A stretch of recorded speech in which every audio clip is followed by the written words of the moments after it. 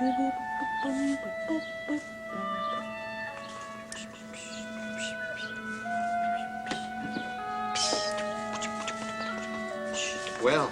you're feeling good this morning. Oh, I am feeling wonderful. I'm sure you know why. Has there been any news from your old friend Jed? No, I don't know if he's alive or dead. Aren't these beautiful? I just got them from the garden.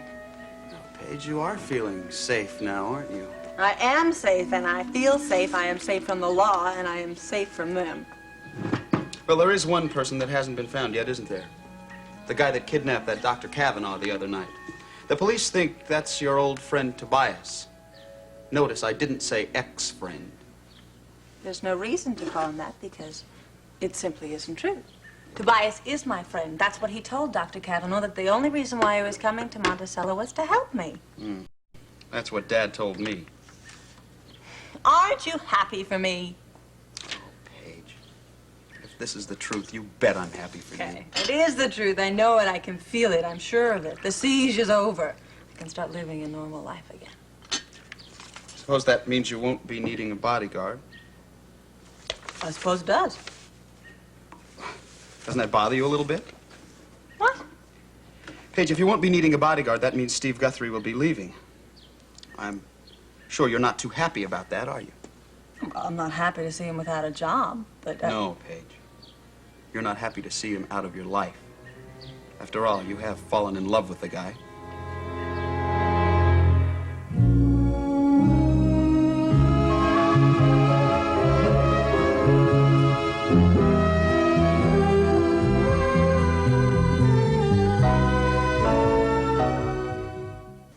Brian, where did you get such an idea? I've got eyes, haven't I? I think it's time you had those eyes examined.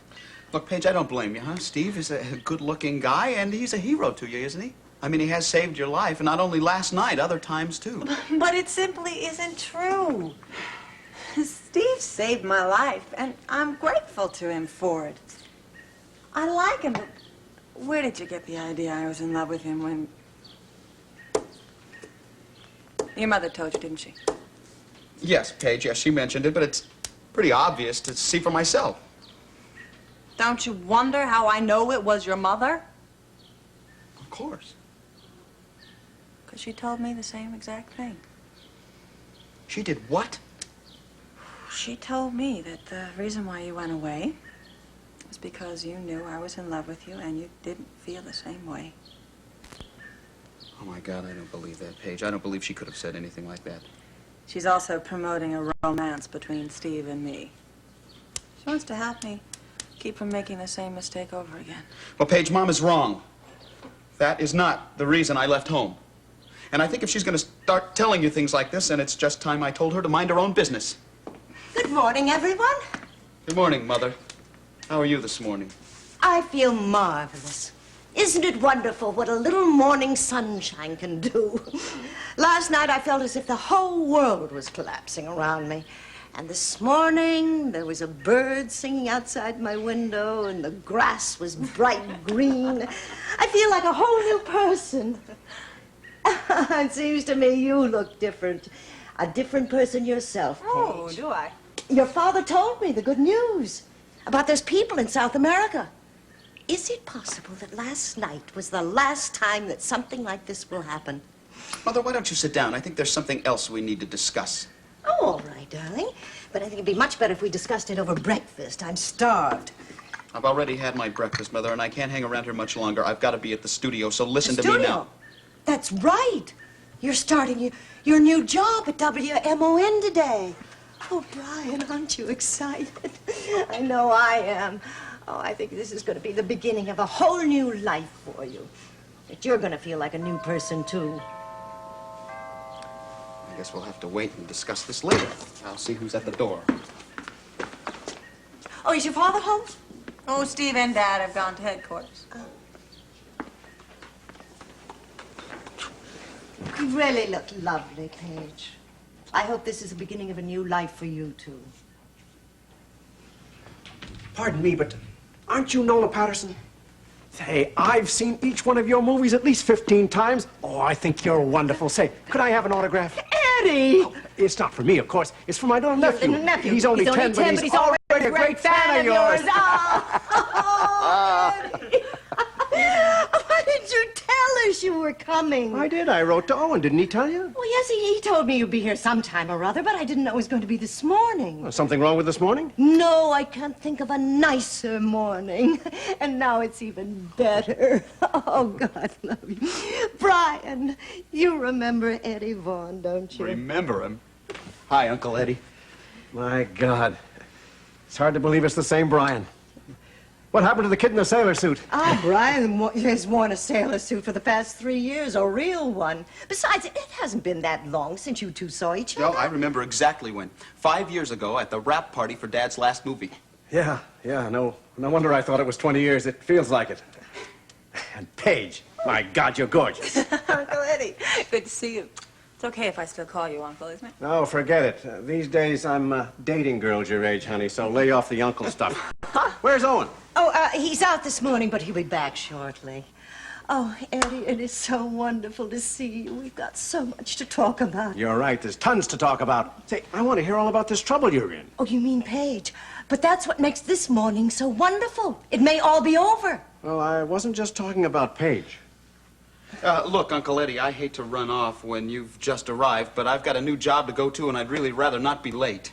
Well, you run along. I'll talk to you later. I plan to stick around here for a while if your folks will put up with me. I'm glad you're here. I've had your room ready since Owen got your letter. My God. He looks great, Nola. He's a man now, Eddie. Boys become men. Except to their mothers, of course. Yeah. And girls become women. Some more beautiful than ever. Paige, why in hell aren't you in pictures like your mother used to be? Why'd you use the past tense, Eddie? Oh, I gave up acting lessons when I realized real life could be much more dramatic. Well, I still think you were wrong not to give pictures a try. I knew you had talent when you were 16, but if I thought you were going to develop into a beautiful woman, That's an agent for you, Paige. Always looking for new clients. Well, your father wanted you to give pictures a try. It's not as though he was against it. Well, Daddy thought it would be good for me to stay in the family business, but I didn't. Well, I think you still ought to consider it.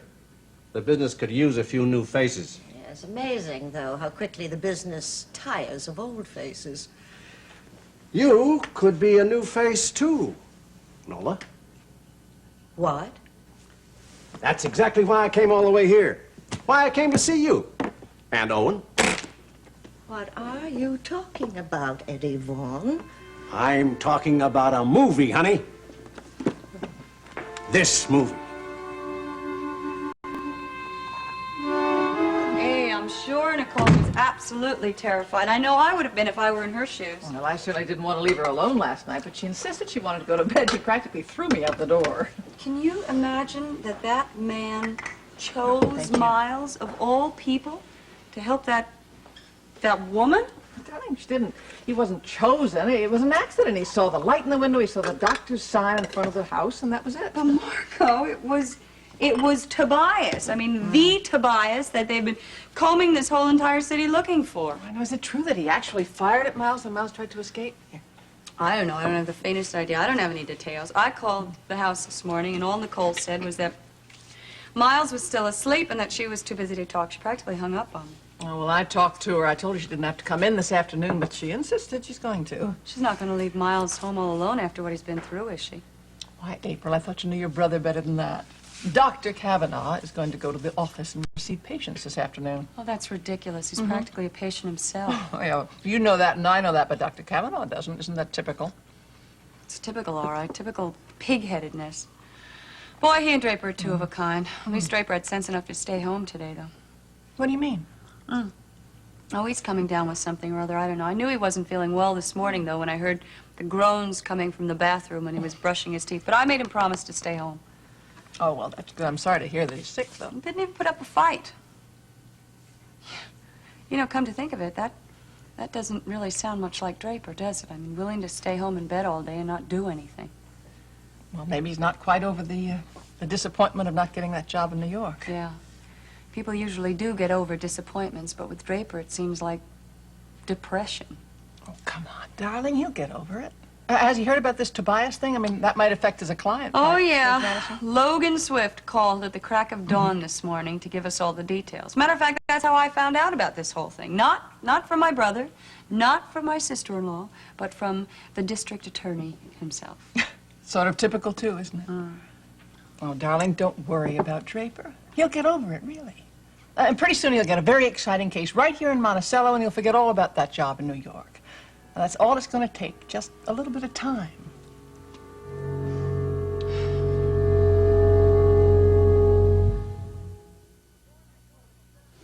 I warned Nicole that she better not be so closed-mouthed about what happened to Miles when she gets here to the studio. Good, because I want to hear the whole story myself. Yeah, so does everybody else who listens to WMON News. You know, really is Miles' story. Did it ever occur to you to try to get an interview with him on tape? Yeah, the thought had crossed me mind. Well, it's not going to be easy. You know how publicity shy he is. I know. Oh, you don't think Nicole's going to do it? I know she'd refuse. Oh, I wasn't thinking of asking his wife. I was thinking of asking his sister. Oh, no, you wouldn't do that. I couldn't do that. Oh, why not? Well, because. Because. Well, because I'm not a reporter. I'm just a lowly office assistant. Uh-oh, now you cut that stuff out. Number one, you want to learn all phases of this business, right? Well, this is a very important phase of this business. Oh, come on, Margot. You're not kidding me. I mean, I know the only reason you'd like me to do it is because you think Miles would be willing to talk to me. Yeah, that's true. Oh, that's another phase of the business you've got to learn. You've got to learn to take advantage of everyone and everything to run a successful station. Yeah. So, you try it? Well, it would be fun to try. Sure it would. And you wouldn't be alone. I'd have a cameraman along with you. Well, when did you think of attempting this interview? Well, when does Miles have his last patient? 5:30, 6 o'clock. How about 6 o'clock? It'd only take about an hour. Well, I'd have to call him up first and ask him. You call him up first and tell him that you're going to drop by and let the interview be kind of a surprise. Oh, no, I couldn't do that. That is far too sneaky. Still, though, I have to think of some way to convince him, huh?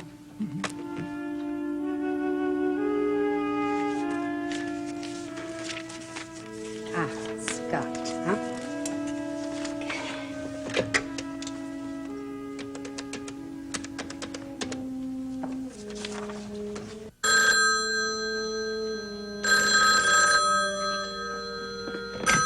Hello, infirmary. I beg your pardon. Is this the Scott residence? Yeah, who's this? Oh, this is Patricia Fenner calling from the Fenner Real Estate Agency. Am I speaking with Mr. Scott? Yeah, this is he. What can I do for you? Oh, I assume that Mrs. Scott would be home during the day. No, Mrs. Scott works. I stay home and take care of the house. Oh, I see. Well, then, do you expect to be home for the next hour or so, Mr. Scott? Well, I don't know, Mrs. Fenner. I mean, I've got a lot of laundry to do. I've got to wax the floors I and... hope you won't mind if I drop by, Mr. Scott. I'm right in your neighborhood. It won't take me any time at all. wait a second. Why do you want to stop over and see me? Oh, I can assure you it's definitely to your advantage, Mr. Scott. I'll see you in a few minutes. Oh, perhaps you can hold off waxing the floors for a while, Goodbye.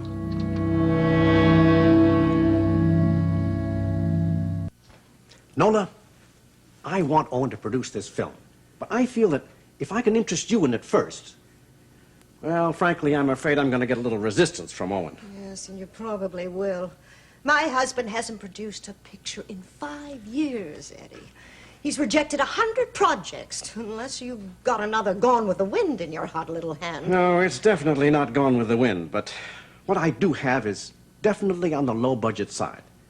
Because, well, I feel that Owen just can't raise big money these days. Let's face it, he's been out of the action too long. So I said to myself, let's create some action. So when I heard about this... Well, at least tell me the name of the damn picture. You've got one word of the title right there. All right. I'll fill you in on the project. To begin with, now, this film has been tried before. You mean it's a remake? No, it's been started but never finished. Oh, why not? Ran out of money? No, it's worse than that. The first time they started filming this thing, the leading lady died. Right on the set. Well, that's a cheerful note. Well, she had a heart attack. There was nothing unusual about it. She just keeled over and died right in the middle of her big scene. I seem to remember something about... Now, well, they replaced her a couple months later. See, they'd invested too much to just give up on it, so Well, they shot around the star while they were finding a replacement. Well, then they started over again. Now, the second leading lady, unfortunately, died in an auto crash. Wait a minute. You're talking about Myrna Davenport. Myrna was the second leading lady. She also happened to be my client. You know, a funny thing happened. The day before the crash, she told me that she wasn't happy with the picture. She said she was scared to death just making it.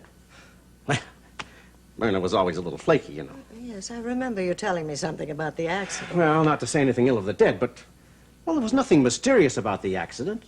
Myrna was smashed. You know, she was soused. The guy with her, an assistant director on the film, was 30 years younger, very pretty. He's still alive. Not so pretty. Hey, go on. Well, about a year later, Ken Sutter decided he'd try to make the film. He bought up all the rights, decided he'd do a location shoot. Got this big house up in the country someplace. Took the whole crew up there. Well, 3 weeks after they started shooting, the damn house burned down. Mansion of the Damned. That was the film. It still is the film, Nola. And maybe a damn good one. Eddie, this is a horror picture. I know they kept the set closed, but I heard that it was absolutely gruesome. Well, it's supposed to scare people, you know. It gets tougher and tougher to scare people all the time. But you aren't seriously suggesting that I play the lead in a movie like this? Some of the biggest names in Hollywood have done horror pics and enjoyed the hell out of it, too. But this isn't my sort of thing, Eddie. I do character things. Love stories, a family drama, romance. Are you saying that this is the only thing I'm good for now? No, Nola, nothing like that. You've always been numero uno where I was concerned. You know how I've always felt about you, don't you? If I could have brought you the lead and gone with the wind, I'd have done it. But I'm living in the real world. And right now, the only thing the real world has to offer is this.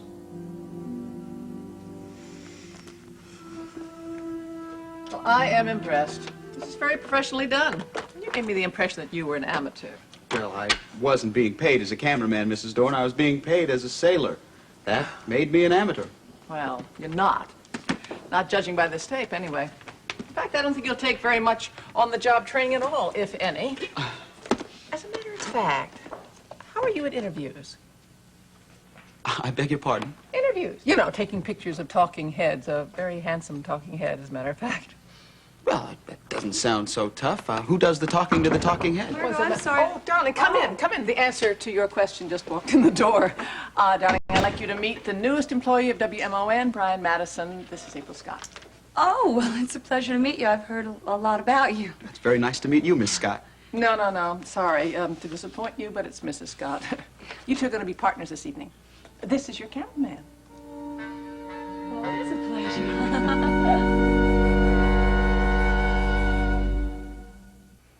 Now, Mrs.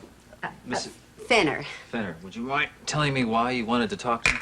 Oh, well, you see, I heard a rumor that you and your wife were considering relocating. Oh, yeah? Where'd you hear that? Well, it's so hard to trace the sources of these rumors, Mr. Scott. Well, unfortunately, that's all it is. Oh, does that mean it's not true? You weren't planning to move out of state? We thought about it, but, no, we're not relocating. Oh, dear, what a shame. Why do you say that? Well, I mean, if you were moving, I could have gotten you a very, very attractive price for this house. I see. You see, I once had this house listed with my agency, but, well, the owners kept changing their minds so often that I got a little bit irritated with them, and they removed the listing. But during that period, I met some very interested buyers. And just recently, I contacted one of them, and they're even more interested than ever Well, now. Mrs. Fenner, since you know the house You know isn't... how the housing market has changed since then. I mean, the prices are simply incredible, aren't they? Well, Mrs. Fenner, I know you're a very busy lady. Mr. I don't want... Scott, would you consider an offer of $125,000 for your house? I beg your pardon? I'm quite sure that these people will go as high as $125,000. That's ridiculous. Hell, I only paid $65 for it. It was just a couple of months ago. I don't see how a house could double in value in just 2 months. The offer is absolutely genuine, Mr. Scott.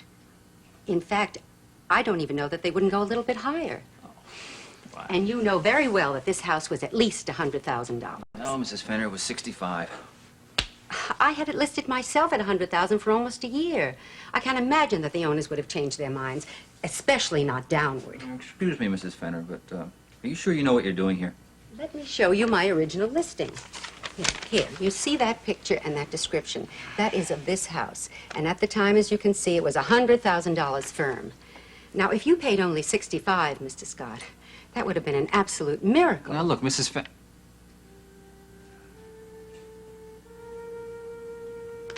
You know, I said the same thing myself when I first heard about the house, that it was a miracle. It was just too good to be true. Well, do you have any interest, Mr. Scott? Yes, I'm not only interested, I'm fascinated. But I'll have to talk to my wife first. Oh, that would be wonderful. My wife and my mother-in-law.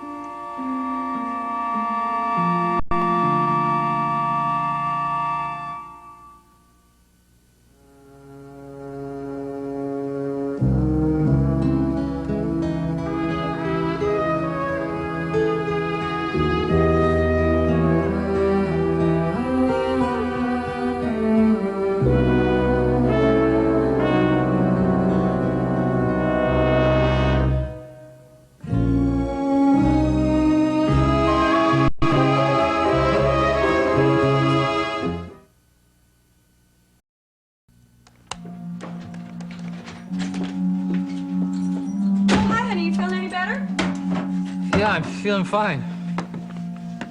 Whatever, you haven't been working all afternoon, have you? No. I told you I was going to stay home and take care of my cold. Did pretty well, not even a sniffle. You still look a little funny. Funny or peculiar? You look flushed. Do you have a fever? It's possible.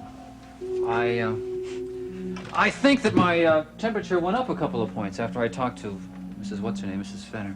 Who? Mrs. Who? Mrs. Fenner, you don't remember her, the real estate broker?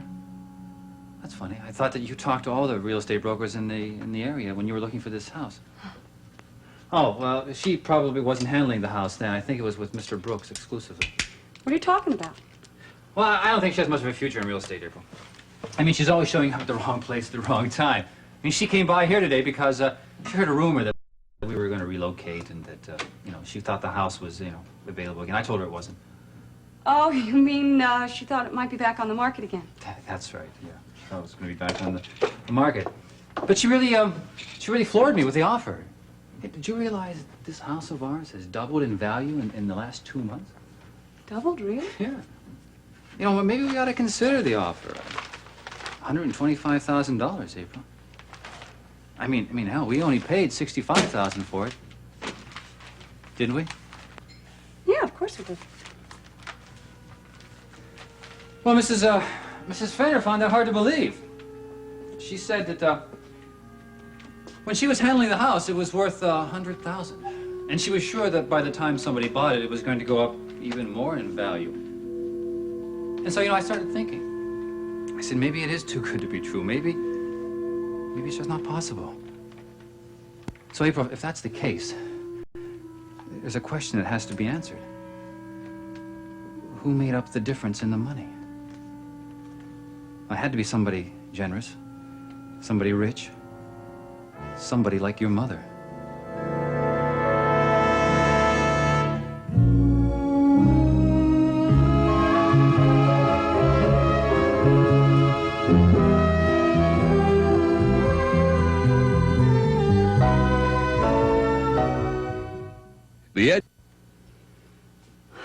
Draper, there's no point in hiding it anymore from you. Margot did put up the difference in the price. It was her gift to both of us. That's funny. I didn't see any wrapping paper. Well, Draper, Margot knew how much I wanted the house. and how much we could never afford a house like this, so she put up the difference for it. Without telling me. Would you have accepted it if she had told you? We'll never know now, will we? Draper, you would have turned it down. You know that. You can't stand to be grateful to Margot for anything. No, April, it's the wrong words. The word is beholden. I mean, it's an old-fashioned word, granted, but then again, I've always considered myself to be an old-fashioned type of guy. Draper, you would have refused it out of sheer stubborn pride, and we never would have had a beautiful home like this. We still would be in that little miserable apartment. Now, wait a minute, April. You cried an awful lot of sentimental tears over that miserable apartment. Draper, I was happy there. It was our first place together. Well, Draper, I would have been happy in a packing crate if that was our first place, but now we have a home, a beautiful home, and I love it, Draper, and we wouldn't have it if it No, weren't... wait a minute. Don't make it sound as if I'm the one who did something wrong, April. That's a clever technique, but it's not going to work. I'm not using You any- know what you did with Margot was wrong. April, you conspired with Margot against me, your husband. How can you say something like that? Conspired? We conspired to give you a beautiful home? But don't start that, April. I mean, as far as Margot's concerned, she'd be glad if I stayed with a damn packing crate. Oh. Draper, this is why I couldn't tell you. I knew how you'd react. It's as if the worst thing anyone in the world can do to you is to try to do something that would make you happy. Who are you calling? Your mother. What are you going to say to her? Is she home? Yeah, she went home straight from work. Draper, would you please tell me what you're going to say? I don't know what I'm going to say, but maybe what I should say is say what I'm going to say to her in person. Hello? Margot, it's Draper. Draper? Well, how are you feeling? I understand you're ill. I'm fine, Margot. I'm feeling a lot better. Well enough to come out for a while. Look, can I come Draper, over for... I want to go with you. Can we come over for a while, Margot? Well, of course. I'll look forward to it. I know what. Why don't you join me for dinner? I was going to meet Elliot at the Unicorn, and we could go over. No, Margot. It's only, we're only going to stay for a little while. Oh, well, of course. I'll look forward to it. I'll see you in a little while.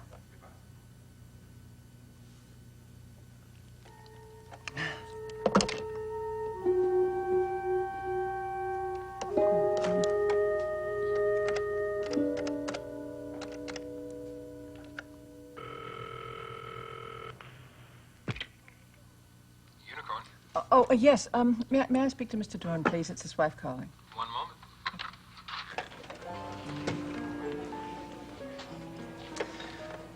Yes, darling. You're not still at the studio, I hope. Oh, no, I'm home, but it does look as if I'm going to be delayed. Oh? What's the problem? Oh, no problem. It's just Draper called, and April and he have suddenly decided to drop over, and I have no idea why. But you know, the only possible way for us to have dinner is either very early in the evening or late at night. Oh, I know that, darling, and I certainly don't want to keep you from your dinner. Well, I admit I'm a bit famished. I skipped lunch because of my buying trip. I'll tell you what, if you can promise me to be here within the hour, I'll try and subsist on peanuts and pretzels until you get here. No, I don't want you to do that. It isn't healthy.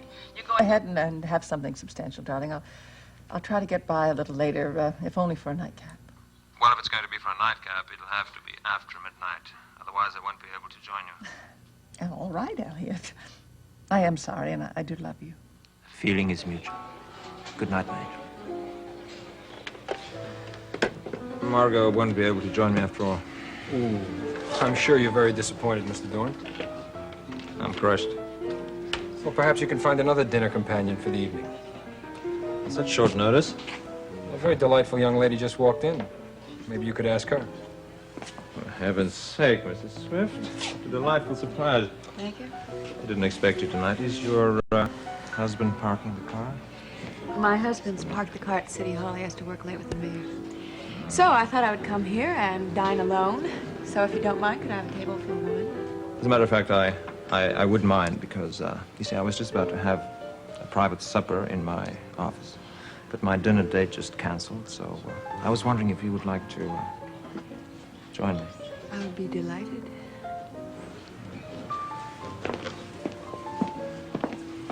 Mickey, take care of things, will you? Sure thing, Mr. Dorn. Owen, I realize that this is not Academy Award material, but I think it is box office. What the heck? Everybody likes to be scared, right?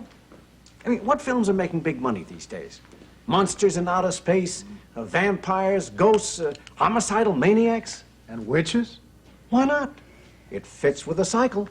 But does it fit Nola? Some people would say it only fits me too well. Oh, for God's sake, Nola, you've never played garbage roles in your life before. Oh, all right, so you made a couple of so-so movies. Who hasn't? But, I mean, really, do you want to fly around on a broomstick? Is that Got it? this all wrong. Read the script. The leading lady is a lady. She also happens to be a witch, but she is a lady. The part's got depth to it. Maybe what my husband is afraid of, Eddie. He doesn't think I can handle either role. A witch or a lady. Oh, come on, Nola, the whole idea is ridiculous. Besides, the project is shopware. Now, you know that 2 different studios have tried to shoot this and gave up. They had to. The picture was jinxed. I don't deny that. But, well, you know, the third time is the charm. Eddie, I think the expression is disasters come in threes. I'm sorry, but there just isn't going to be a third time. Excuse me.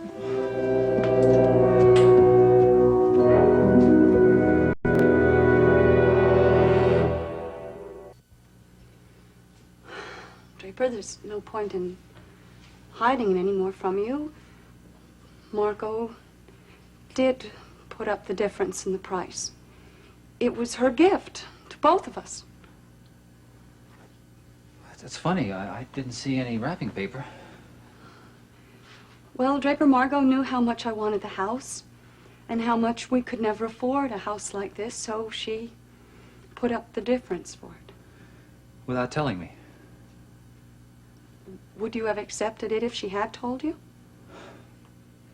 We'll never know now, will we? Draper, you would have turned it down. You know that. You can't stand to be grateful to Margot for anything. No, April, it's the wrong words. The word is beholden. I mean, it's an old-fashioned word, granted, but then again, I've always considered myself to be an old-fashioned type of guy. Draper, you would have refused it out of sheer stubborn pride, and we never would have had a beautiful home like this. We still would be in that little miserable apartment. Now, wait a minute, April. You cried an awful lot of sentimental tears over that miserable apartment. Draper, I was happy there. It was our first place together. Well, Draper, I would have been happy in a packing crate if that was our first place, but now we have a home, a beautiful home, and I love it, Draper, and we wouldn't have it if it No, weren't... wait a minute. Don't make it sound as if I'm the one who did something wrong, April. That's a clever technique, but it's not going to work. I'm not using You any- know what you did with Margot was wrong. April, you conspired with Margot against me, your husband. How can you say something like that? Conspired? We conspired to give you a beautiful home? But don't start that, April. I mean, as far as Margot's concerned, she'd be glad if I stayed with the damn packing crate. Oh. Draper, this is why I couldn't tell you. I know how you'd react. It's as if the worst thing anyone in the world can do to you is to try to do something that would make you happy. Who are you calling? Your mother. What are you going to say to her? Is she home? Yeah, she went home straight from work. Draper, would you please tell me what you're going to say? I don't know what I'm going to say, but maybe what I should say is say what I'm going to say to her in person. Hello? Margot, it's Draper. Draper, well, how are you feeling? I understand you're ill. I'm fine, Margot. I'm feeling a lot better. Well enough to come out for a while. Look, can I come Draper, over for... I want to go with you. Can we come over for a while, Margot? Well, of course. I'll look forward to it. I know what. Why don't you join me for dinner? I was going to meet Elliot at the Unicorn, and we could go over. No, Margot. It's only, we're only going to stay for a little while. Oh, well, of course. I'll look forward to it. I'll see you in a little while.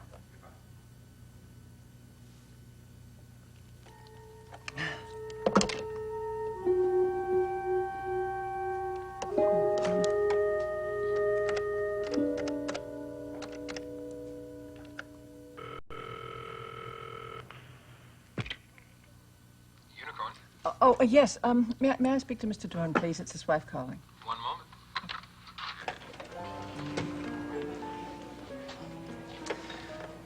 Yes, darling. You're not still at the studio, I hope. Oh, no, I'm home, but it does look as if I'm going to be delayed. Oh? What's the problem? No problem. It's just Draper called, and April and he have suddenly decided to drop over, and I have no idea why. But you know, the only possible way for us to have dinner is either very early in the evening or late at night. Oh, I know that, darling, and I certainly don't want to keep you from your dinner. Oh, I admit I'm a bit famished. I skipped lunch because of my buying trip. I'll tell you what, if you can promise me to be here within the hour, I'll try and subsist on peanuts and pretzels until you get here. No, I don't want you to do that. It isn't healthy. You go Go ahead and have something substantial, darling. I'll try to get by a little later, if only for a nightcap. Well, if it's going to be for a nightcap, it'll have to be after midnight. Otherwise, I won't be able to join you. All right, Elliot. I am sorry, and I do love you. Feeling is mutual. Good night, mate. Margot won't be able to join me after all. Ooh. I'm sure you're very disappointed, Mr. Dorn. I'm crushed. Well, perhaps you can find another dinner companion for the evening. On such short notice? A very delightful young lady just walked in. Maybe you could ask her. For heaven's sake, Mrs. Swift. What a delightful surprise. Thank you. I didn't expect you tonight. Is your husband parking the car? My husband's parked the car at City Hall. He has to work late with the mayor. So I thought I would come here and dine alone. So if you don't mind, could I have a table for one? As a matter of fact, I wouldn't mind because, you see, I was just about to have a private supper in my office. But my dinner date just canceled, so I was wondering if you would like to join me.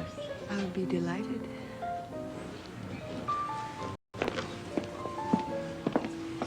Mickey, take care of things, will you? Sure thing, Mr. Dorn. Owen, I realize that this is not Academy Award material, but I think it is box office. What the heck? Everybody likes to be scared, right? I mean, what films are making big money these days? Monsters in outer space, vampires, ghosts, homicidal maniacs. And witches? Why not? It fits with the cycle. But does it fit Nola? Some people would say it only fits me too well. Oh, for God's sake, Nola, you've never played garbage roles in your life before. Oh, all right, so you made a couple of so-so movies. Who hasn't? But, I mean, really, do you want to fly around on a broomstick? Is that Got it? this all wrong. Read the script. The leading lady is a lady. She also happens to be a witch, but she is a lady. The part's got depth to it. Maybe what my husband is afraid of, Eddie. He doesn't think I can handle either role. A witch or a lady. Oh, come on, Nola, the whole idea is ridiculous. Besides, the project is shopware. Now, you know that 2 different studios have tried to shoot this and gave up. They had to. The picture was jinxed. I don't deny that. But, well, you know, the third time is the charm. Eddie, I think the expression is disasters come in threes. I'm sorry, but there just isn't going to be a third time. Excuse me.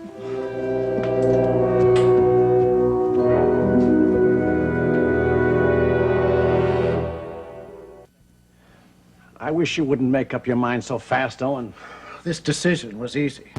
You haven't even read the script. Eddie, come on, I can smell it from here. You're wrong. It's got something. Look, why else would I put up my own option money? You did that? I thought they would have paid you to take it away. Owen, I dropped 5 yards to bring this thing to you. All right, maybe I wasn't thinking so much about you, but I was thinking a lot about Nola. You haven't stopped thinking of Nola for about 10 years, have you, Eddie? I guess that's right. Maybe all 3 of us would have been a lot better off if she said yes to you instead of me. I doubt it. You gave her some good years, Owen. Maybe you can still give her some more if she lives long enough to enjoy them. Eddie, did you see Nola at the clinic? Yeah, I saw her. She mentioned your name a couple of times when I called. I gather that you were a fairly frequent visitor. She didn't have anybody else, did she?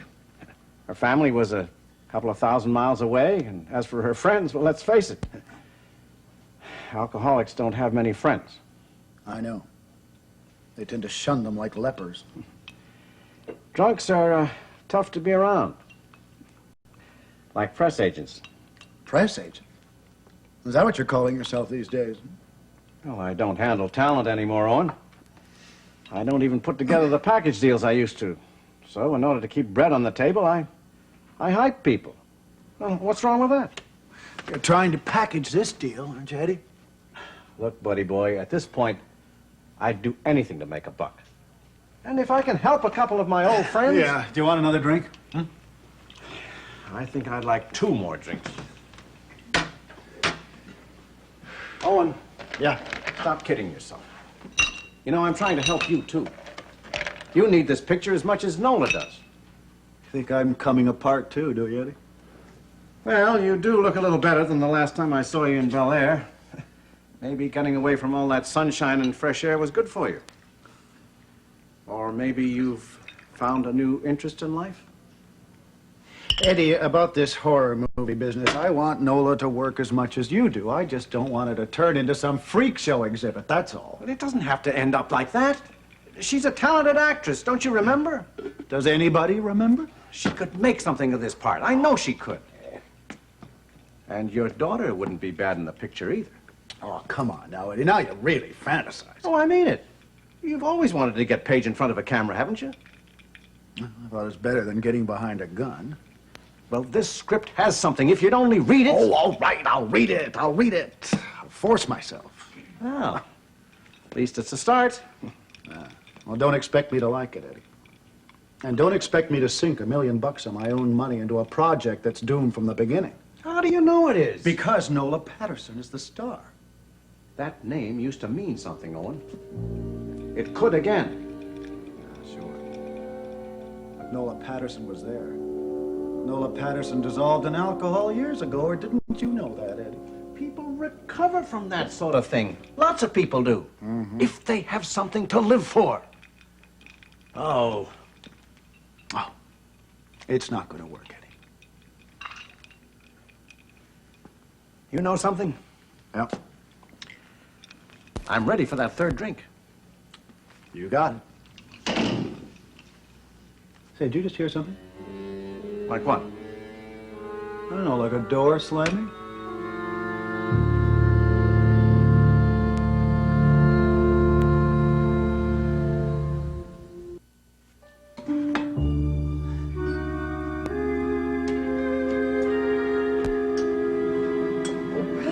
My goodness, that was quick.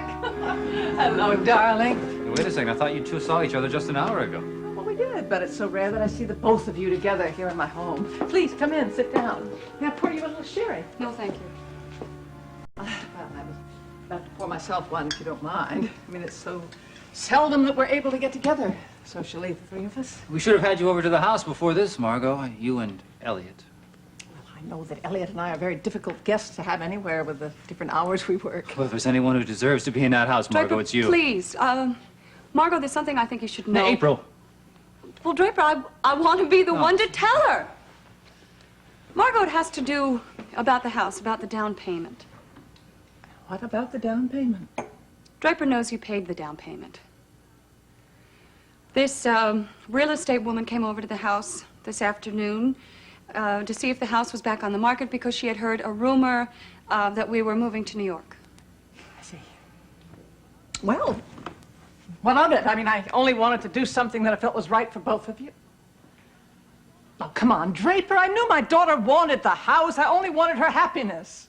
Can't you understand that? Oh, yeah, Margot. I understand it, believe me. Margot, I tried to explain to Draper how we felt that it was best not to tell him because it would upset him. Look, for God's sake, I know would you it two just shut up so I could say something? Look, Margot, I'm angry about that $35,000 you gave April without telling me. But she's right. If she had mentioned it to me, I would have said no. I'm glad that you understand. I understand it, Margot. It's not the same as liking it. Well, come on. There was nothing ulterior in my motives. I mean, I wasn't going to throw it up to you. It was simply meant to be a gift. Draper, look, at this stage of the game, does it make any sense to reject the gift? We're not going to reject it. What? A couple of weeks ago, I could have, Margot, when I was still being considered for that job in New York. Then I could have sold that house, and I would have been more than glad to return your money to you. But it wasn't meant to be returned. It's going to be. What? We're not going to sell the house. But, Margot, you're going to get every penny of that $35,000 you put into it. Draper, you don't have to do that. You know, it's going to take us a long time to get all that money together, April. Draper, for heaven's sake. All right. All right. If you want to look on it as a debt, I suppose I can't stop you. You're not going to think... stop me, Margot. And I'm going to pay you back that money if I have to work night and day for the rest of my life.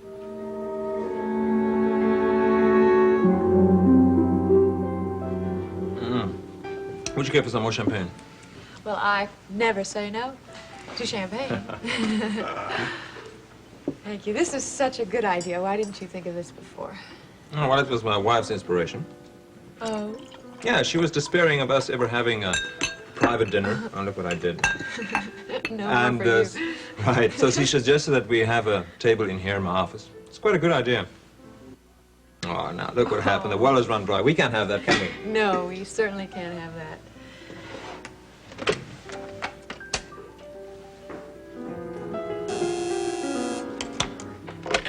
Yes, Mr. Dorn? Oh, yes, sir. Right away.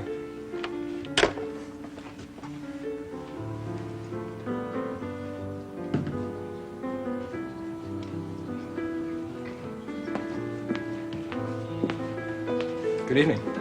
Scotch and water, please. Water on the side.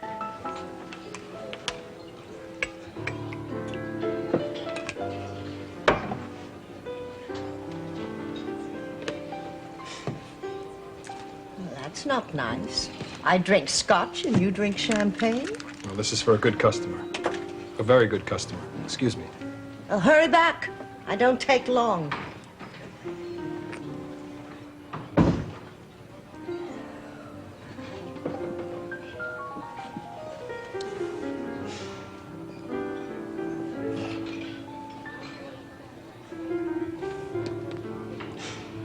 Unicorn. Mythological creature. Just like me.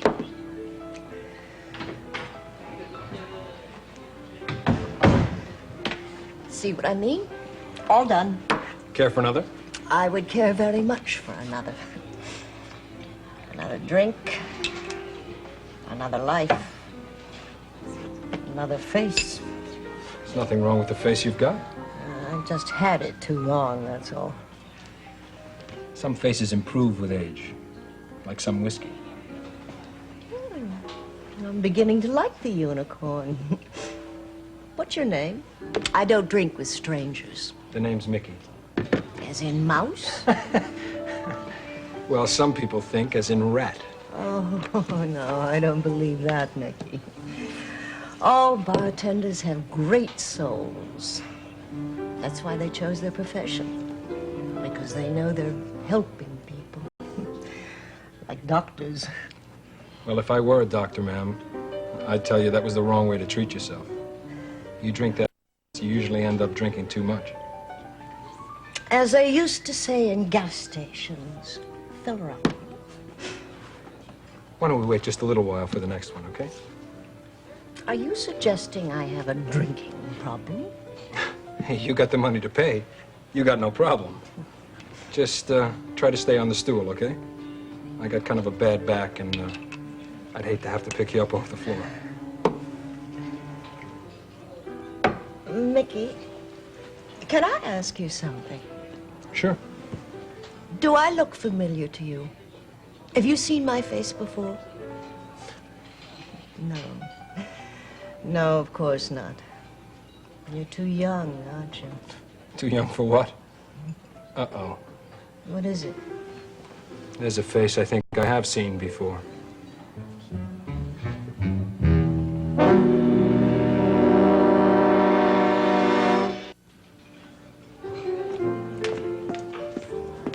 Pardon me, is Mr. Dorn here this evening? Oh, I'm sorry, miss. I think he's gone home already. Are you sure? Well, I'm pretty positive. Would you like to leave a message for him? Well, he told me he was here almost every evening. Well, you know, sometimes he goes home early. Could I get you a drink? Oh, all right. I'll have a gin and it, please.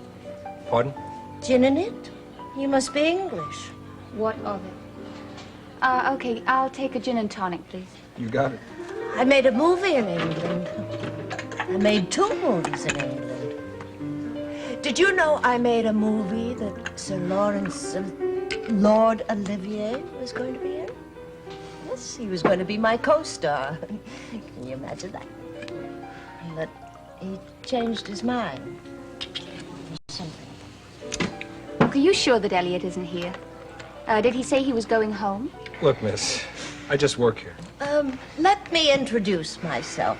My name is Nola Patterson. Oh, look what I'm you did so to my sorry. dress, you, So you rummy. clumsy. Which way's the powder room? Right over there, miss.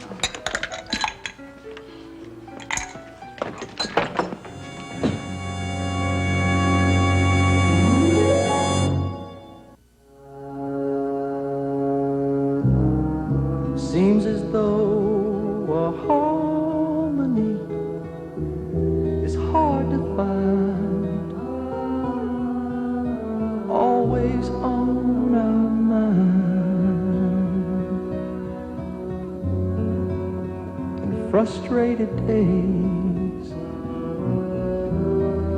pass without sight, the edge of night,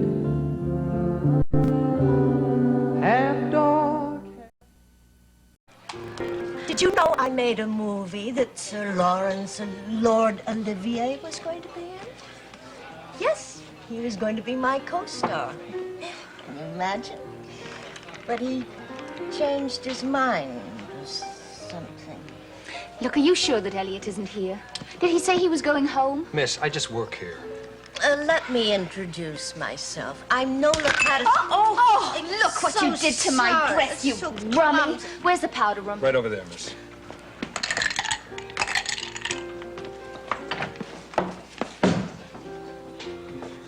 Sarah, for God's sake.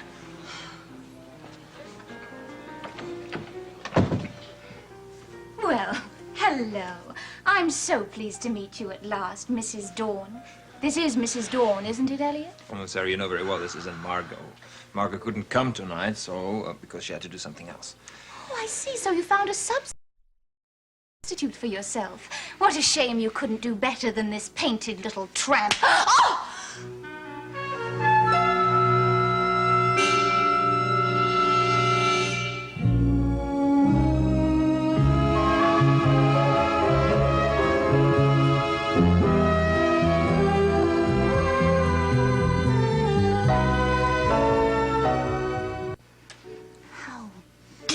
Strike me, you little... Calm down now, ladies. There's no reason for this upset. Elliot, who is this person?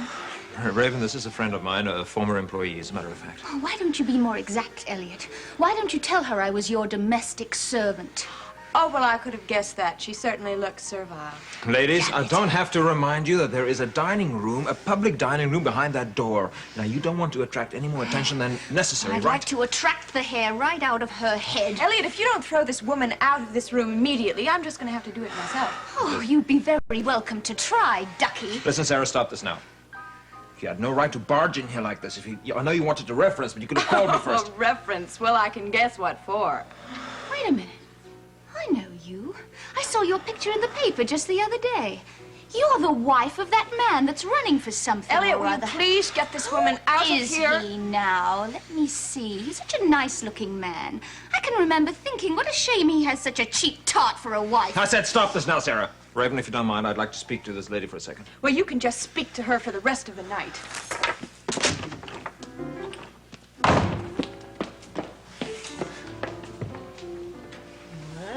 Well, lively place you have here, Mickey. Yeah, it's not dull. I'll say that much for the joint. Who is this Elliot our English friend was looking for?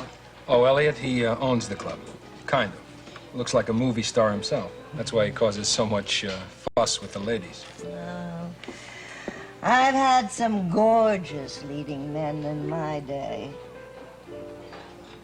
My day. I think that's the first time I've ever used that phrase, Mickey. This is an occasion. Calls for another drink. Look, why don't we just cool it for a while, man? All right, let's cool it. Make the next one on the rocks. I tell you what, just one more drink, and then we'll call it a night, all right? I want to make sure that a nice lady like you goes home to her family. You do have a family, don't you? Oh, yes, I have a family. I've got a husband who thinks I'm a has-been, a daughter who hates me, and a son who can't wait to get away from me. Some family. Well, we all have troubles, ma'am. Mickey, listen.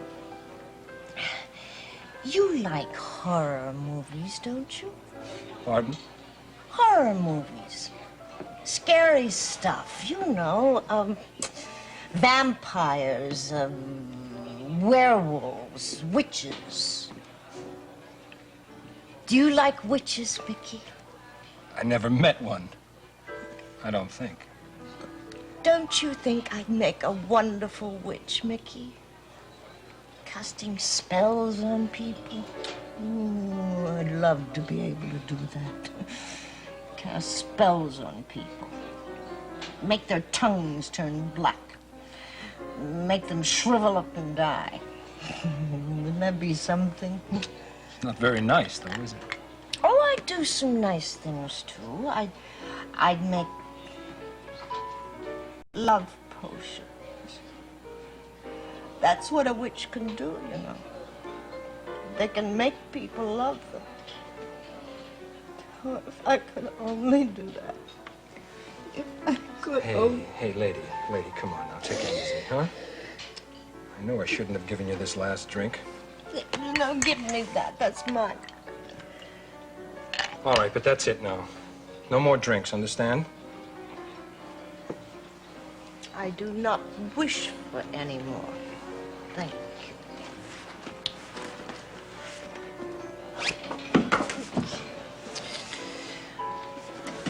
Hey, lady! Oh, boy. This is just what we need. You do understand, don't you, Sarah?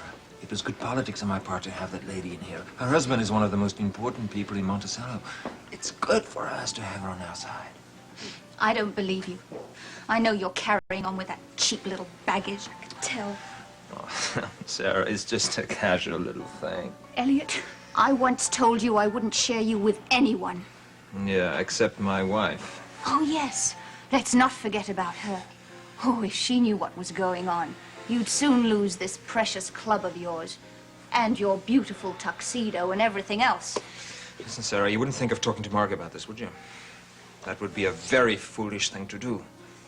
Maybe you think she doesn't care about the way you carry on, darling. But I'll bet you're wrong. Whew, if she only knew what you did to her. Burglarizing your own apartment so you could get that gun of hers to the police. Trying to send the poor woman to jail. Listen to me, burglars go to jail too, and you are the one who have most of Marco's jewelry.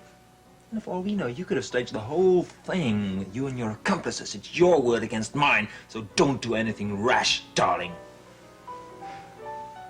No, I won't talk to her. Good. Yes. Not to your wife. Yes. We got a little problem outside. One of the customers just passed out. Okay, out there.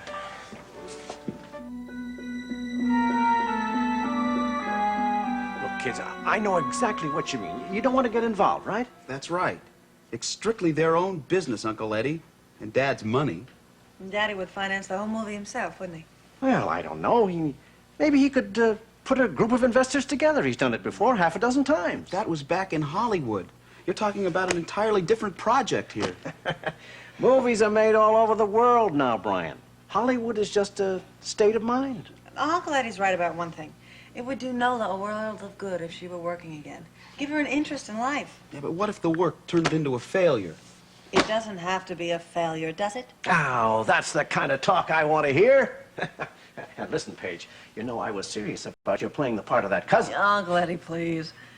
I haven't acted in front of a camera since my junior year in college. You just want me in the movies so I can help convince Daddy to produce it. Now, would I do a thing like that? Mm-hmm. She's not in her room. What? It's your mother. She left the house. For God's sake, didn't anybody realize that she left the house?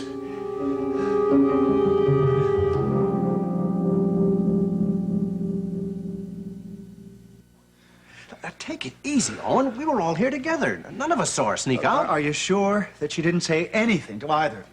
No, Daddy, not a word. If you ask me, all this talk about that damn movie of yours has her upset. Oh, go ahead. Blame me. All I'm trying to do is bring a little happiness into your humdrum lives. Brian's right, Eddie. Look, I'm sure you meant well, but to get Nola's hopes up over nothing at all. But it doesn't have to be nothing at all. Mansion of the Damned could be a fine little film if it's done right. Oh, I can see the reviews now. A minor classic. Can be. New York Times. That's not very funny, Eddie. I mean, don't you know what Nola does when she gets upset? Yeah, I'll bet she's doing it right now. Oh, I'm sorry, Owen. I didn't mean to take it lightly. Look, do you know where she goes when she, you know? And where her favorite watering hole is? No, the answer's no. But you know what she's like. I mean, gosh, she probably just goes somewhere into the middle of the town and finds her favorite neon sign. Well, what are we going to do about it? I don't know. We're going to have to start calling places. Dad, you can't do that. Let every bar in town know we're looking for Mom. No, Brian's right, Daddy. You can't do that. Well, we've got to do something. I mean, God knows what's going to happen to her. You remember what happened when she had that accident on Sunset think we should Boulevard? go look for her. That's the only way. We can't all go. Somebody's got to stay here and be with Paige. Oh, I'll go too. You're going to do nothing of the kind. I don't care how safe you're feeling these days. You're not leaving this house without your bodyguard, all right? Just where is this young man I've been hearing about? What kind of a bodyguard walks off the job? He's gone to the hospital to see a very close friend. I told him he could go. Look, Eddie, and I will go and see what we can do, all right? You two stay here. Well, somebody's got to be here in case Nola shows up or in case she calls. Or in case someone else calls, like the police. She'll be all right, Brian. I mean, your mother's been through this before. No, sure, Dad. And heaven always protects sleepwalkers and drunks, right? Take it easy, Brian. All right, Owen, come on, let's go. I've always wanted a conducted tour of the Monticello bars. Look, I'll call back in half an hour and stay in case she turns up, all right? All right. Hey, Daddy.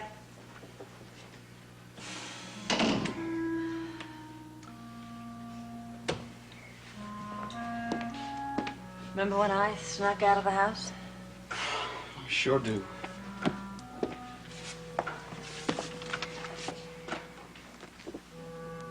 Mansion of the Damned.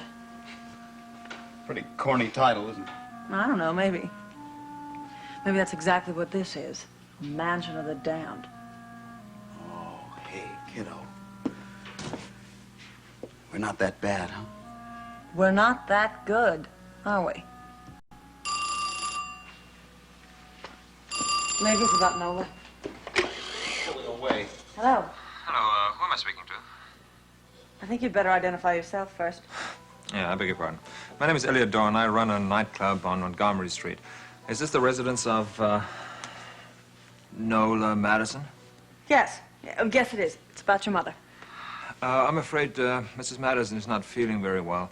I don't think it's anything serious. She just had too much to drink and fell asleep. Paige. Hello, this is Brian Madison. Mrs. Madison is my mother. Is she all right? Yeah, she's all right, Mr. Madison, but I don't advise letting her try to get home by herself. No, of course not. I'll be right there if you'll just give me the address. Montgomery Street. Right. I've got it. Thank you very much. Paige, look, I've got to go. I'll go with you. No, you won't. You heard what Dad said. Brian, I will not be safe in this house all alone Look, either. Paige. Look, don't argue with me. I'm going.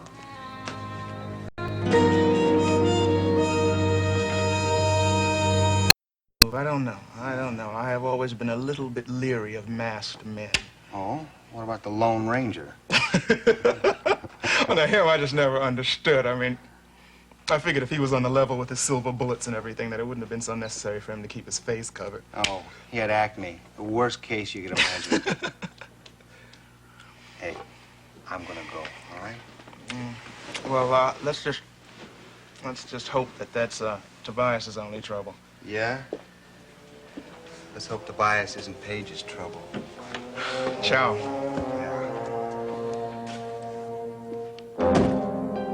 So you're Elliot.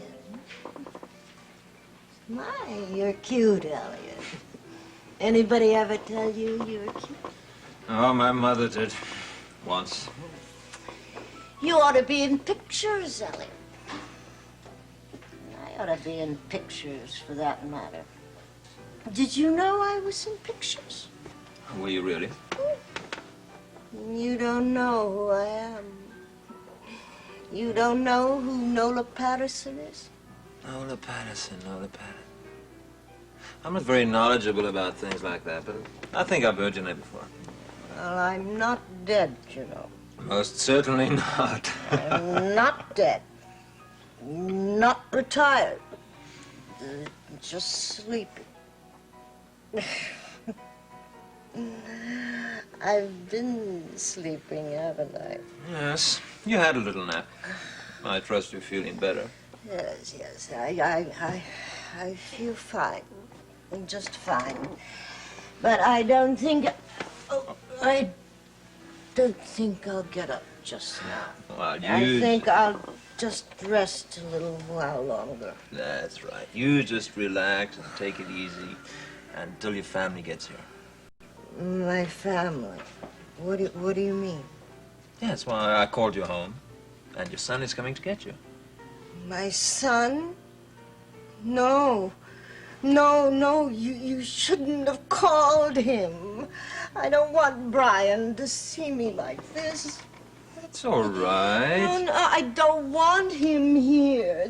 Tell him to go away. Don't let him in when he arrives. Okay, I'll do that, Miss Patterson. Just relax. Gonna hate me. No. They're all gonna hate me now. No, they won't, Miss Patterson. They won't. No, the name is Madison. Ah. Mrs. Madison. Ah, yes. Okay, Mrs. Madison. Just relax.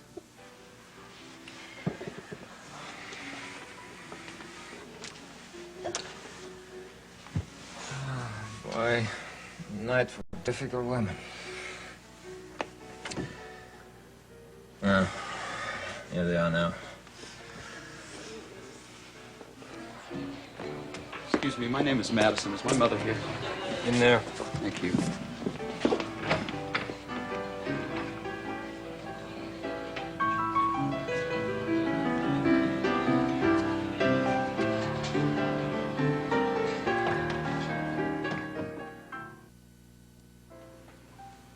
Brian, I'm sorry.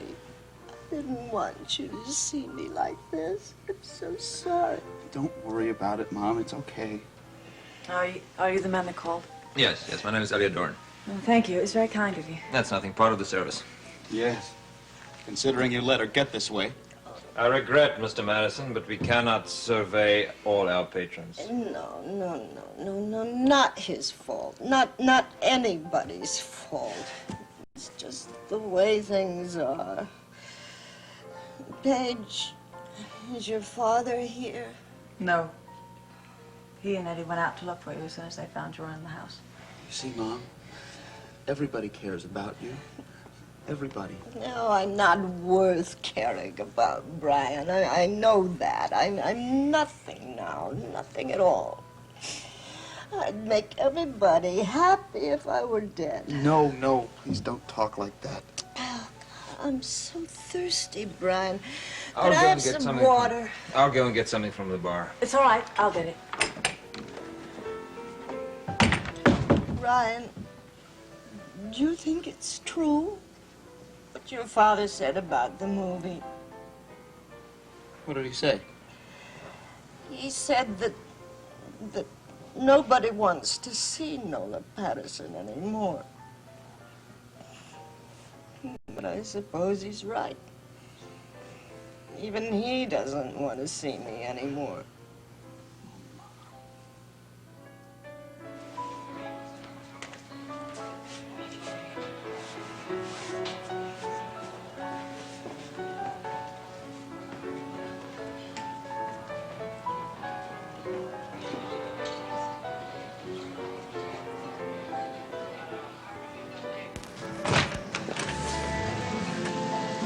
Tobias?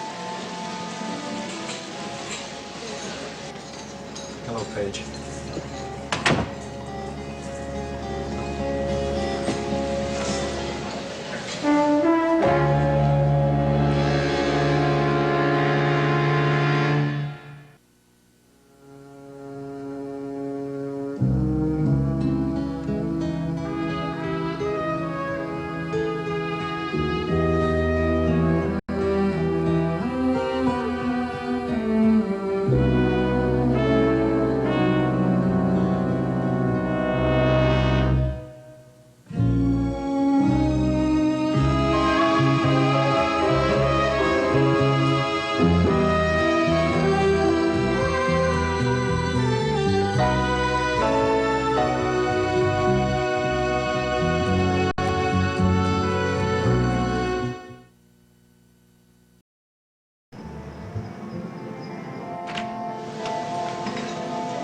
Tobias?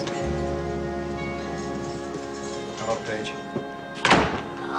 Oh, God, tell me it's been so long. Hey, take it easy, kid. Everything's gonna be just fine. When I saw you behind that bar, I could have died. What are you doing back there? Bartender. What do you usually do behind a bar? Well, what? You got something against a guy in a uniform? Why didn't you tell me you were here? Why didn't you let me know? I was going to, baby. Believe me, when the time was right. Do you know how dangerous it is for you to be here? How long have you been in Monticello? A long time, Paige. I brought my kid brother here. I thought the two of us could start a life together. Yeah, I was wrong about that. Turned out to be the end of his life. Well, what do you mean? He was killed, Paige. Some trigger-happy cop shot and killed him. He was 14 years old. What's his name? Joey? That's right, baby. The one Steve Guthrie. Yeah. Yeah. Your bodyguard killed my kid brother. Small world, ain't it? Mickey, are you out there?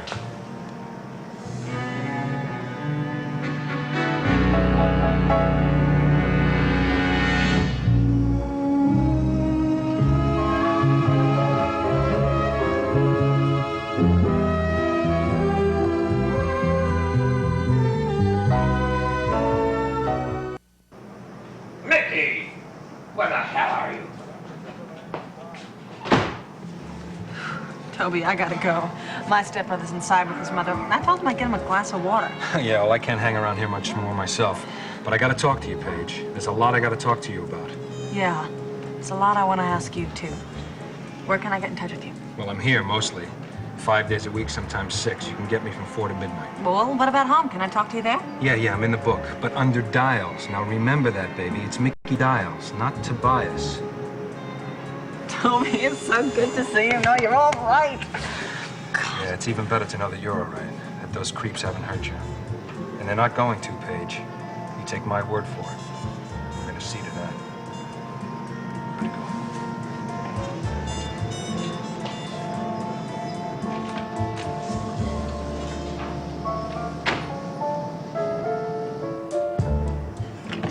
It's like the Mary Celeste out there. I can't find anybody. Mickey's not behind the bar, and I think your daughter must have gone to powder her nose. But I brought you this anyway. It's all right. I don't want any water anyway, but you're very kind. Mom, I think you ought to have some black coffee. No, Brian, please. Just let me sit here quietly for a couple of minutes and let the room stop spinning. Yeah, Mr. Madison, take the advice of a professional. Black coffee as a cure for excessive alcohol is vastly overrated. All it really needs is time. Now, there's a smart man, Brian. Very smart man. And so handsome, too. Isn't he a handsome man, Brian?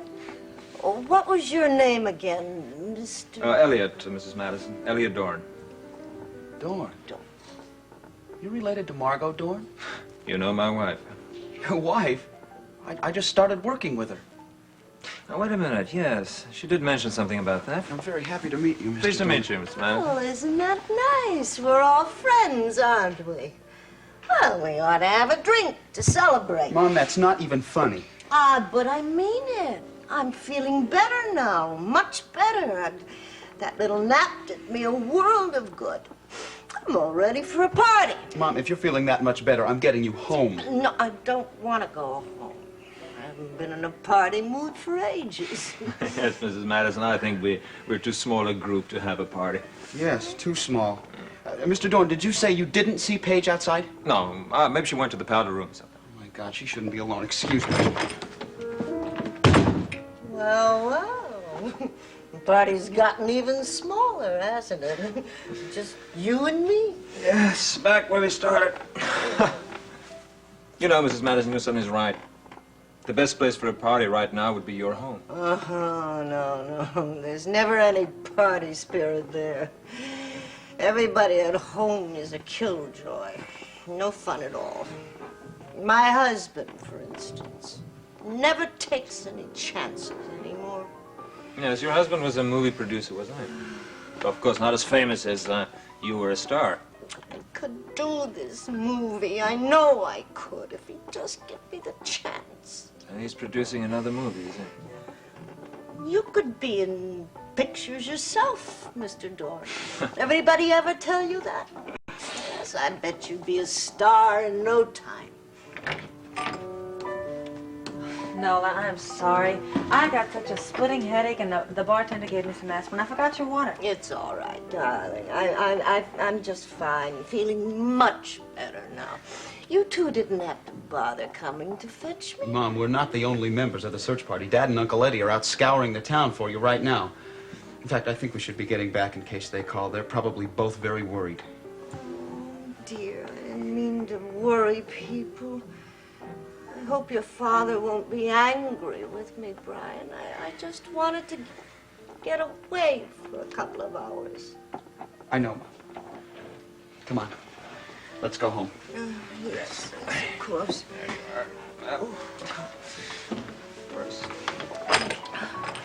Oh, if you ever want a good agent, Mr. Dawn, just let me know. Good night, Mrs. Madison.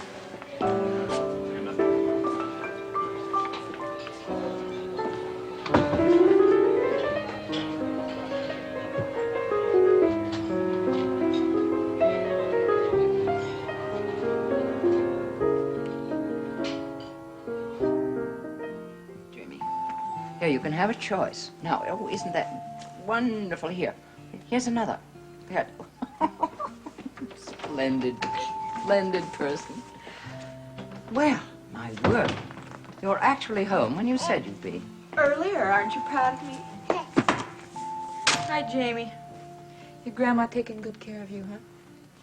Has Logan come home yet? No, he hasn't. And think of what a nice surprise it would be for him to find both his son and his wife waiting for him when he arrived.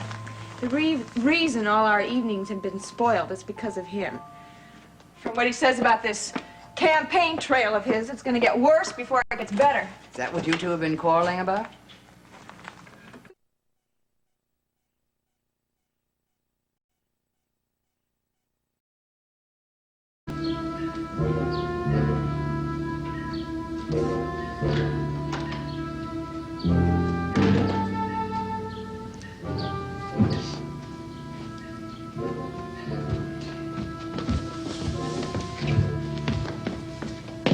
Morning. Morning. Nice day out. You ought to take advantage of it. Pretty soon the leaves are going to be all brown and ugly. I think I'm gonna stay inside. You know, I came down this morning, I thought I'd see a big banner stretched across the living room saying, "Farewell, Steve. Good luck on your next job." Why would you expect that? Well, last night you seemed to think that we had rounded up and got rid of all these assassins. So I thought the best thing to do is to get rid of me. Are you that anxious to leave? Well, I do seem to be a bit of excess baggage. I still need you, Steve. I don't want you to leave. Paige, no one's trying to hurt you anymore. I know my life is still in danger. Paige, you've had a lot of pressure on you for a long time. It's going to take a while before you can feel completely secure. I am not imagining any danger. It's real. I know that there's someone trying to kill me. There's one more member of the gang who won't stop till he sees me dead. So that makes for one more assassination Now, attempt. how do you know that? I just know it, that's all. Oh, I see. Did you just remember another name suddenly? Look, I am telling you, I still need a bodyguard. Is that enough? Paige, I'm not going to follow you around protecting you from shadows. Now, how the hell do you know there's somebody else out there still trying to hurt you? If you must know, Tobias told me.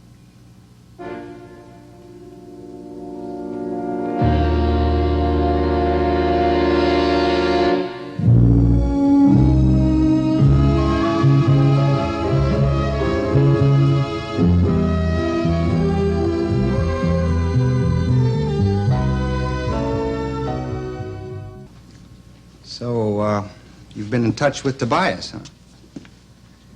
Tell me, how did he contact you? Telephone, or did he send another one of his henchmen out like Jed? He told me himself, and he wasn't lying. Oh, no, of course not. Tobias is only a swindler, a gun runner, accessory to murder. Lying might be just a little bit too much for him. You're just gonna have to take my word for it, Steve. Now, I thought I was safe, too. Paige, 4 people have died. Jed is in intensive care, and the 3 men you fingered for Logan Swift are somewhere in South America hiding from the police. Well, there's another one. I didn't even know he existed until Toby told me. All right. Then tell me about him. His name is Zach. Zach what? I don't know his last name, and I can't give you a full description. He's kind of tall. He's got dark brown hair.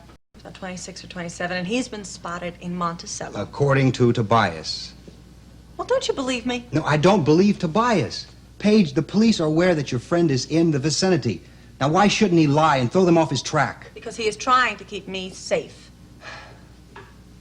All right. How did you make contact with him? That's not important. I just did. I mean, was it over the phone or did you meet him in person? I think we should concentrate on Zach. Paige, during the past week, you have only been in this house, at the hospital, with me, visiting Calvin, and the Unicorn when Brian took you down there to pick up your mother. I just don't want to discuss this anymore. Paige, you can't go on protecting Tobias. Now, he's a fugitive from justice. Look, if Logan finds out you're withholding information, you could be indicted for aiding a wanted criminal. Toby is not a criminal. I see. Well, we'll just leave that up to the courts. Look, he is my friend. Look what he did for Louise. Look, he is trying to help me. If he was trying to hurt me, why would he warn me against Zach? I just don't trust him. I know. Will you stay? Yes, of course I'll stay as long as you need me. You know that.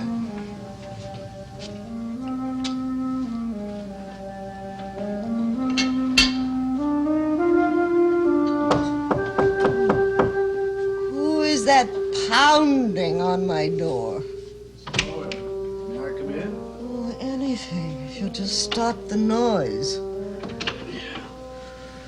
All right, how are we feeling this morning? We feel as if we wished we were dead. Maybe we are. Oh, I can assure you, you're alive. Alive and hungover. Oh, I know.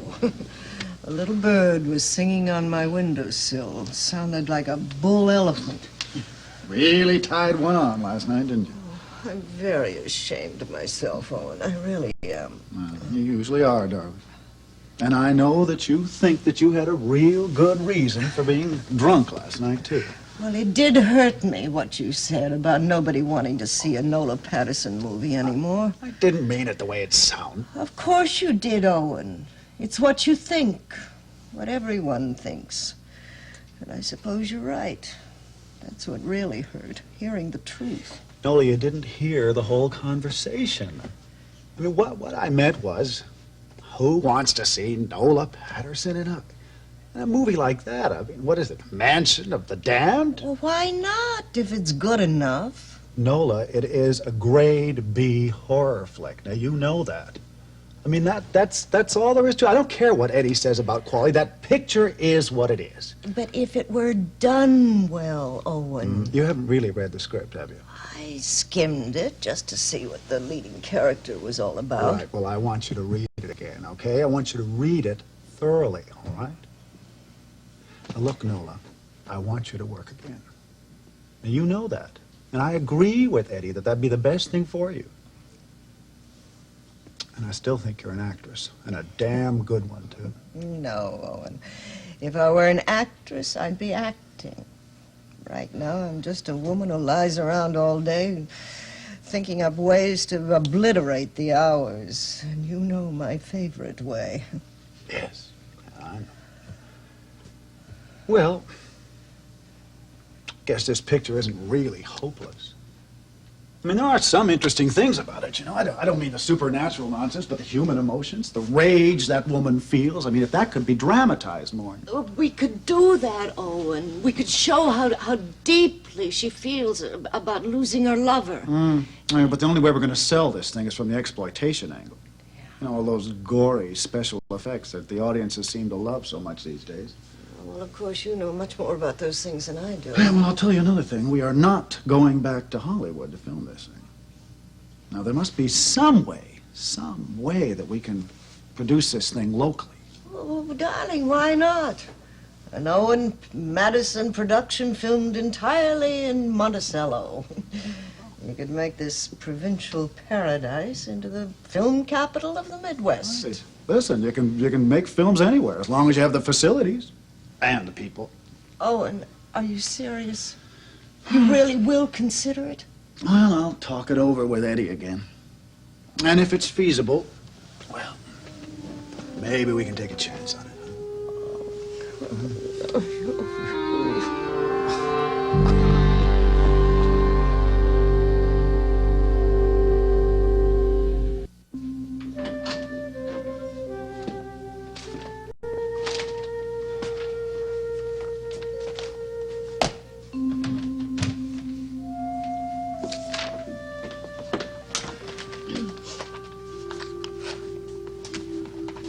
Well, if I may say so, I think that was the worst breakfast we've ever had since we've been married. I thought the French toast was fine.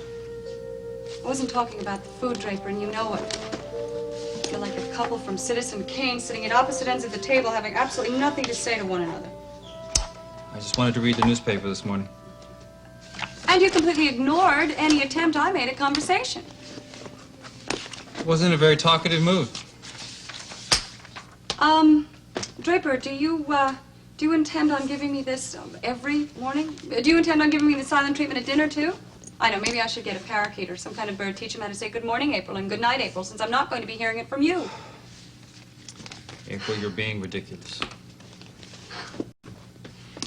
Draper, we are husband and wife, and communication is very important in a marriage. I have nothing to say. But just because you don't feel like talking doesn't mean there isn't anything on your mind. You know what's on my mind. Well?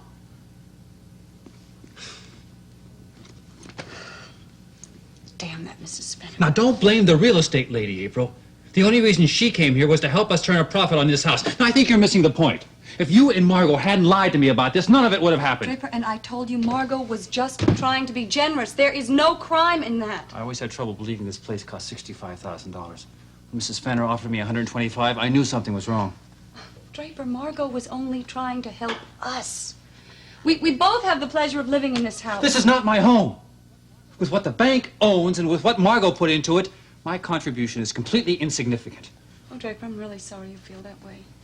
Because this is our home. Damn Brooks. He was unethical telling us this place cost only $65,000. Draper, don't blame it on Mr. Brooks. He had nothing to do with it. Margot knew you wouldn't accept a gift like this. And you knew it too, April. Well, that's what hurts me. You knew how I'd feel about this, yet you went right ahead and conspired with Margot behind my back. Draper, look, I suppose I did get carried away in the thought of owning our own home. Draper, I admit that I made a mistake. I'm going to pay her back, April.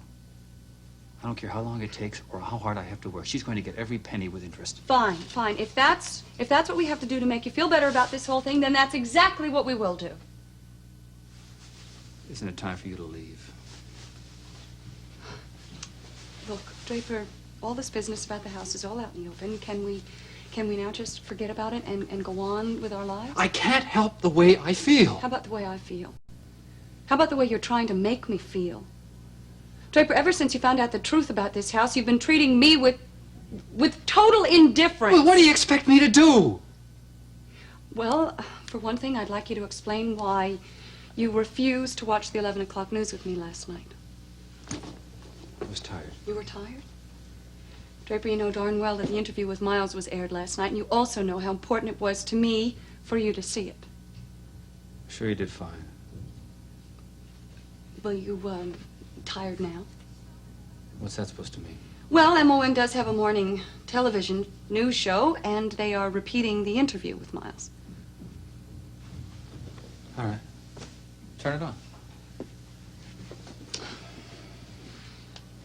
By the way, do you know that Brian Madison is working at MON now? He was the cameraman. To the best of your knowledge, Doctor, then you were simply selected by this intruder at random? Yeah, it must have been my lucky day. I was working late here in the office, and I heard a knock on the door, and I went to answer. I was confronted by this man in a ski mask carrying a gun. Well, what happened then? He told me to get my little black bag. We were going to make a house call. And this is when he drove you to that deserted warehouse? Yes, and when we got there, it became apparent why he had to get a doctor the way he did. There was a young woman there with a very severe bullet wound, and taking her to a hospital would have attracted the police. Did this masked person at any time identify himself to you? Not until the wounded woman gave him away. He's the man they call Tobias.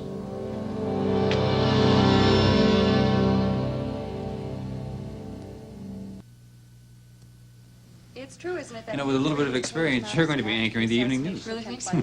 Yeah, I was called over there by a friend of mine, a young man who's acting as Paige Madison's bodyguard. Steve Guthrie. Yes. It was during that incident that this woman, one they call Louise, was shot. And I should add that I don't believe the wound would have been fatal if she had gotten the proper treatment in time. Oh, I see. Then what you're saying was that it was neglect that killed this woman and not Paige Madison. Yes, I'd say that's correct. Well, doctor, tell me, how did you feel when you were Paige is brought going to to the appreciate warehouse that. and told that you were going to have to operate? What do you mean, how did I was scared. I mean, a masked man with a gun does not exactly put you at your ease. I was even more scared for my patient when I saw her because it looked like there was very little I could do to save her. But you did operate. I didn't have any choice. I had a gun being pointed at my head, and this man, Tobias, didn't look like he wanted any arguments from me. Well, it must have been a terrible experience for you. Yes, it got worse because removing the bullet, did not stop the infection. And the woman's high fever made her delirious, and later she tried to get off the bed and hemorrhaged, apparently, and collapsed. And she died. Yes. Well, what happened then? Well, this Tobias seemed stunned for a moment. I thought I'd better take advantage of it, and I left the room as quickly as I could, slamming the door behind me. He followed you? I didn't look back over my shoulder. I just ran as fast as I could, and I hoped that he would not stop me. Apparently, he tried, though. I heard a couple of shots in back of me as I disappeared into the woods. Well, how did you manage to get home? an ordeal. Well, I made it to a main road, and I hailed a ride back to Monticello, and I notified the police. And the police then did locate the abandoned warehouse, and they found the body of this dead woman, but Tobias was nowhere to be found? That's right. Well, Dr. Kavanaugh, during the time you were held captive, Tobias made one specific quote of interest. Could you tell us what that was? Well, he said that the attempts on Paige Madison's life were not his doing, that certain members of his group were going against his orders, and that he had come back to Monticello to try to stop any more assassination attempts. I see. Well, thank you very much, Dr. Kavanaugh. At this very moment, an intensive search is being made for the man known only as Tobias, and according to police, at this time there isn't a single clue as to his whereabouts or his identity. This is April Scott for WMON News.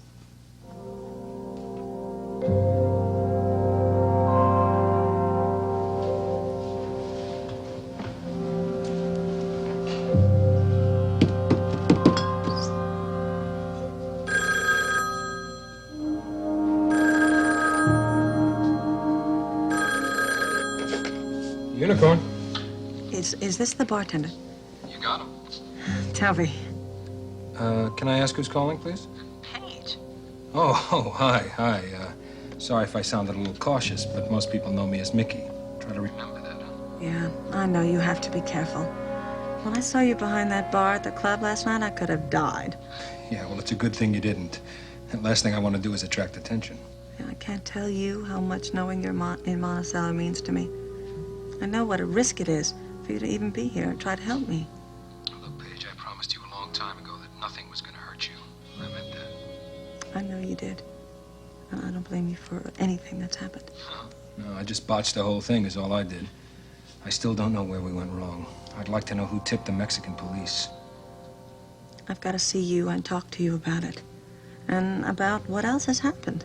Yeah, I got to talk to you too, but our next meeting's going to have to be arranged very carefully.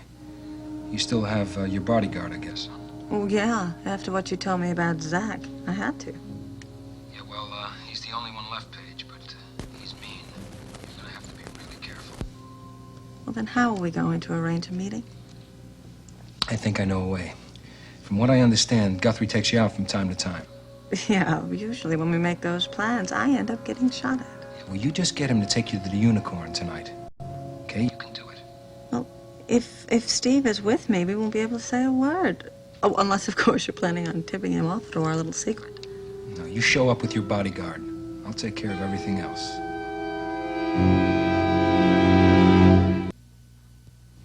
Toby, I don't know if this trip to the Unicorn is such a good idea. I thought you wanted to see me, Paige. I do, but maybe we should wait till Zach is caught.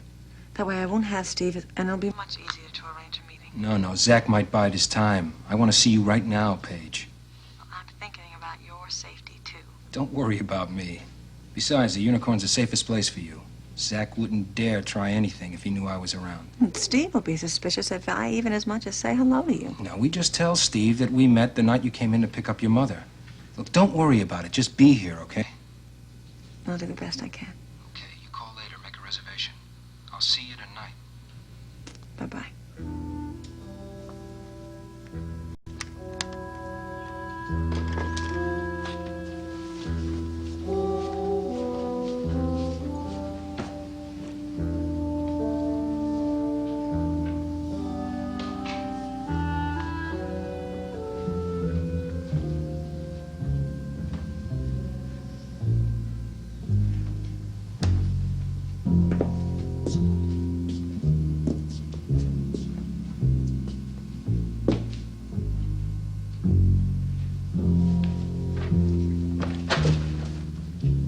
Oh, you got here fast. Yeah, like I said on the phone. I'm real thirsty.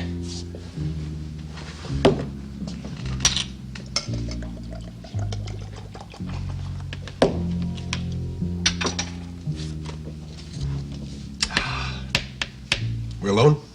Just you and me and the bottles. Long time no see, Toby. Yeah. I wish it could have been a while longer, Zach. Like forever. Last time I saw you, Mexican Border Patrol was about 100 yards behind you and gaining. Losing them was easy. Now, from what I read, the cops are no closer on coming down to you now than that day that caper blew up in our faces. I don't know how you do it. I play it smart, Zach. Here I'm just a bartender. Everybody tells me their troubles, but nobody hears my own. The only description they have of you is with that ski mask on. That can't hurt. Yeah, well, this fall I'm going to get a new one. That should confuse the hell out of them, huh? You're still free as a bird. Where you been keeping yourself? Yeah, I like to stay mobile. Don't make any ties. Don't leave any loose ends. Yeah, well, there's one loose end that's got to be taken care of, Zach. That's why I called you. Yeah, I felt real bad when I heard about Louise. Yeah, I figured. You and Louise were pretty close. How'd you like to finish what she started, Zach? What are you talking about? You still want to see that double-crossing rich girl dead, don't you? Yeah, we all want that. But let's face it, Toby. She has an army on her side. It's got to be done, man. You swore it. Louise swore it. We all swore it. Well, everyone that's tried has either ended up dead or in a very unhealthy condition. Paige leads a charmed life. Yeah? Well, her luck's run out. I'm gonna set her up for you tonight, Zach. Paige Madison's gonna come walking right into this joint. But she's never gonna come out.